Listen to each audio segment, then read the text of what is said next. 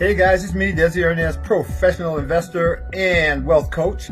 I wanted to just have a real quick conversation with you guys about something that's really important. As you are building your note business, understand this.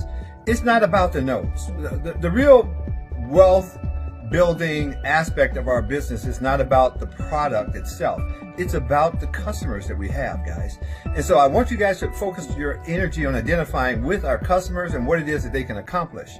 For example, for most of you guys that I've spoken to, you guys know my passion and my drive comes from the fact that I want to build a legacy. I want to build a business that gives me the opportunity to pass something down to the next generation and to help other people accomplish that same thing.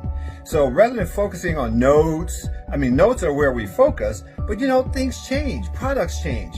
Years ago, we thought 8-track tapes were going to be the end all, then cassette tapes, and then, DVDs. And everything changes. And who knows, the note business may change, and it will change. You can just about count on it.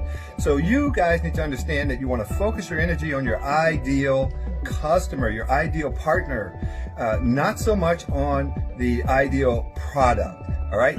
Think about that, and we can talk about it anytime you want. Anyway, God bless you guys. Herein, signing off.